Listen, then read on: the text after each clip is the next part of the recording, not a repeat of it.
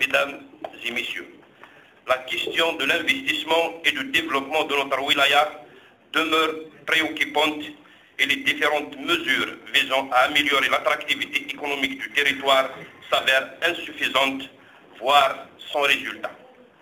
L'investissement productif, créateur de richesses et d'emplois, enregistre des niveaux très bas malgré les différentes potentialités que recèle notre wilaya, surtout en capital humain et en richesse naturelle. Le projet de budget primitif 2019, dans lequel nous avons enregistré une taxe sur l'activité professionnelle TAP, ne dépassant pas les 116 milliards de centimes, confirme à la fois la faiblesse des ressources, la faiblesse du recouvrement par l'administration fiscale, mais surtout le manque flagrant des investissements productifs. Malgré ce budget dérisoire de 189 milliards de centimes, la Commission économie et finances a privilégié et sauvegardé dans le projet que nous vous soumettrons pour adoption les secteurs qui contribuent à l'amélioration du cadre de vie de nos concitoyens.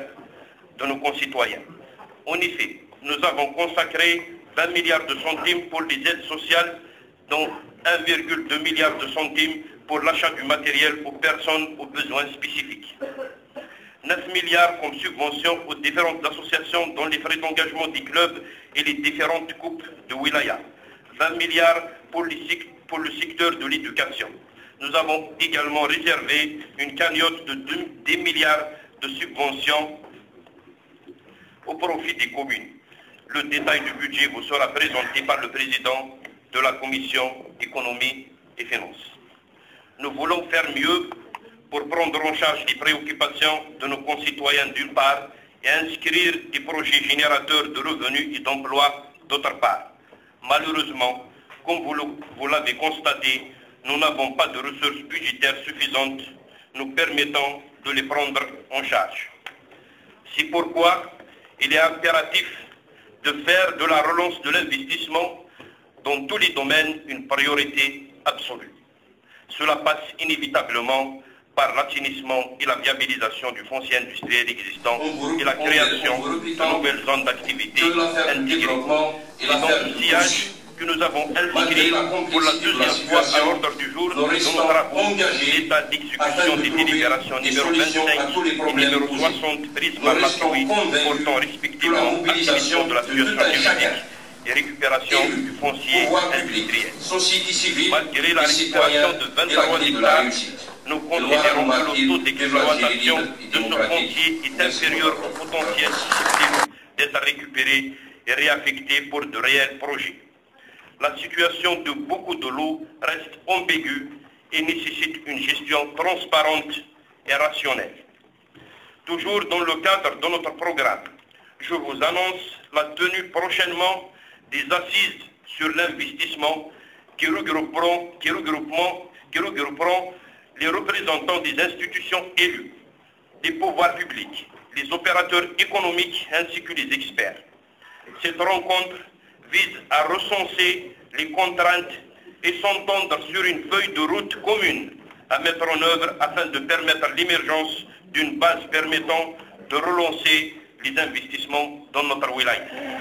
Je saisis cette occasion afin d'interpeller encore une fois les pouvoirs publics, chacun dans ce qui le concerne, de trouver une solution immédiate à la zone industrielle de Souama, un projet qui tarde à voir le jour malgré sa création par décret présidentiel en 2011. Mesdames et messieurs, nous aborderons également dans nos travaux le secteur de l'agriculture qui doit être entouré de toute notre attention. Notre wilaya recèle un potentiel agricole important et doté de ressources halieutiques grâce à une côte maritime d'environ 80 km. Pour le moins qu'on puisse dire, ce secteur enregistre une faible valorisation et une exploitation inadéquate qui est loin du rôle qu'il est appelé à jouer dans le développement de notre wilaya et de notre pays. L'agriculture, à l'instar de l'industrie, souffre également du problème de l'assainissement juridique et physique du foncier et son patrimoine, dans beaucoup de cas laissé à l'abandon. Comme nous l'avons inscrit dans notre plan d'action, nous demandons au service de l'agriculture de la Wilaya de développer des modèles d'exploitation et de production adaptés aux spécificités locales et créer des modèles de gestion coopératifs à l'effet de développer notamment les filières potentielles et l'agriculture de montagne. Il est aussi impératif d'accompagner les éleveurs dans la lutte contre les différentes maladies qui ne cessent de les menacer et menacer leur cheptel. Le secteur de la pêche, quant à lui, est confronté à beaucoup de difficultés et n'arrive pas à se développer. La professionnalisation du secteur et sa dotation de matériel nécessaire constituent une condition sine qua non pour augmenter le niveau et la qualité de la production. Nous ne pouvons ignorer les conditions difficiles dans lesquelles exercent nos pêcheurs leur métier. La création, je dis bien la création d'une entreprise de gestion portuaire pour notre wilaya est une exigence vitale pour le développement du secteur et la perspective d'inscription des projets d'investissement dans la pêche et le transport maritime. Mesdames et messieurs, nous sommes en saison hivernale et beaucoup de nos concitoyens attendent désespérément le raccordement au gaz naturel. Il est vrai que nous enregistrons un taux de raccordement appréciable, mais il ne reflète absolument pas les chiffres avancés par les services concernés.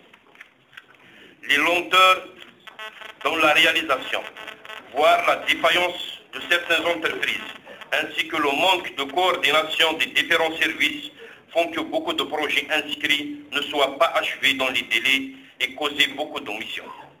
Le projet de raccordement de la commune d'Aït-Yahya Moussa, à titre d'exemple, est à sa phase de lancement. On ne peut pas évoquer ce secteur sans exiger l'inscription immédiate du projet devant alimenter les 3 communes non prévues dans le programme actuel, à savoir Sekri, Aït Shafa et Akar.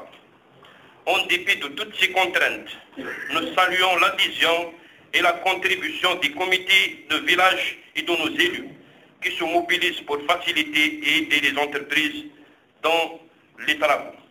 Pour ce qui est de l'électricité, notre wilaya a connu un gel de plusieurs opérations inscrites dans le programme quinquennal 2010-2014. 10 000 foyers sont touchés par le gel. 10 000 autres foyers recensés après 2016 attendent le raccordement au réseau d'électricité, ce qui fait au total 20 000 foyers non raccordés. Ce sont 20 000 familles qui sont privées d'électricité au XXIe siècle. Cette situation est inadmissible. Nous exigeons des plus hautes autorités de l'État un programme spécial d'électrification rurale pour notre wilaya pour répondre à ce besoin à la fois vital et pressant. Mesdames et messieurs, je vous annonce enfin que nous organiserons prochainement une cérémonie pour honorer les lauréats des compétitions internationales dans toutes les disciplines sportives. Je vous annonce également que le colloque que nous avions prévu pour les 13 et 14 novembre passés sur l'œuvre de Mohamed Harkoun a été reporté pour une 2e fois à cause de l'indisponibilité des intervenants pour les 26 et 27 janvier prochains. Je vous promets que ce sera un colloque à la hauteur de l'œuvre et du parcours de l'homme. Comme je le dis toujours, je clôture mon allocution en vous répétant que l'affaire du développement est l'affaire de tous. Malgré la complexité de la situation, nous restons engagés afin de trouver des solutions à tous les problèmes posés. Nous restons convaincus que la mobilisation de tout un chacun, élus, pouvoir public, société civile et citoyens, est la clé de la réussite. Gloire à nos martyrs, vive l'Algérie libre et démocratique. Merci pour votre attention.